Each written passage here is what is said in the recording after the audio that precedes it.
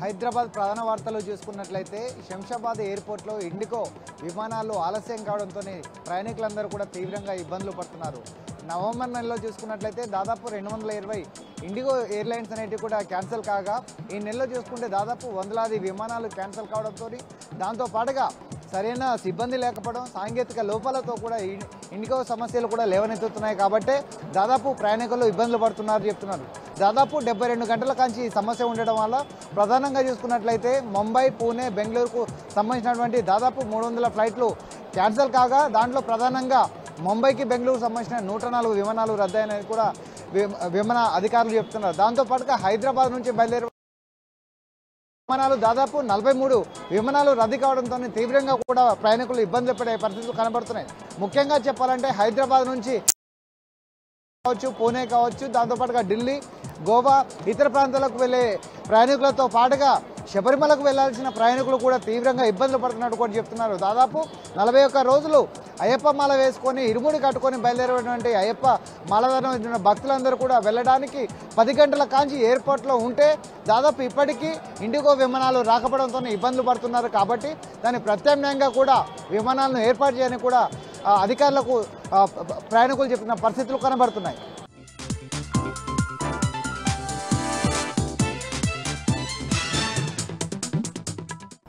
HILT పాలసీకి సంబంధించిన GO number 27ను రాష్ట్ర ప్రభుత్వం వెంటనే వెనక్కి తీసుకోవాలని బీఆర్ఎస్ రాష్ట్ర అధ్యక్షుడు గెల్లు శ్రీనివాస్ యాదవ్ డిమాండ్ చేశారు.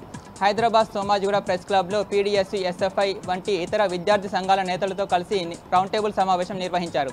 ఈ సందర్భంగా గెల్లు శ్రీనివాస్ యాదవ్ మాట్లాడారు.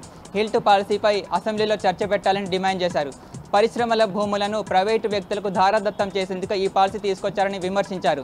దీనిపై అసెంబ్లీలో చర్చ పెట్టాలని డిమాండ్ చేశారు. అన్ని విద్యార్థి సంఘాల నేతలతో కలిసి ఐక్యంగా ఉద్యమ కార్యాచరణ ప్రకటిస్తామని హెచ్చరించారు. దీనిపై ప్రభుత్వం వెనక్కి వెళ్లకుంటే పోరాటాలు ఉధృతం చేస్తామని స్పష్టం చేశారు.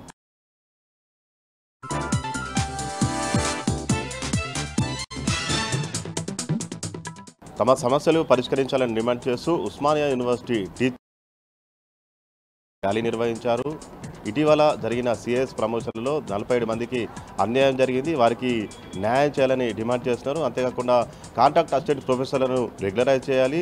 అసిస్టెంట్ ప్రొఫెసర్లకు సంబంధించి వేతనాలకు సంబంధించి యూజీసీ పే స్కేల్ అమలు చేయాలి. పార్ట్ టైం టీచర్లకు సంబంధించి కాంట్రాక్ట్ అసిస్టెంట్ ప్రొఫెసర్గా అప్గ్రేడ్ చేయాలి. అంతేకాకుండా హెల్త్ కార్డులు కూడా అందించాలని ప్రధానంగా డిమాండ్ చేస్తున్నారు. గతంలో సీఎం రేవంత్ రెడ్డి ఉస్మానియా యూనివర్సిటీకి వచ్చిన సందర్భంగా తమ సమస్యలు ప్రస్తావించలేదు, పరిష్కరించలేదు. మరోసారి ఈ నెల 10న వస్తున్నారన్న నేపథ్యంలో ఖచ్చితంగా తమ సమస్యలు పరిష్కరించాల్సిందే అని ఉద్యోగులు డిమాండ్ చేస్తున్నారు.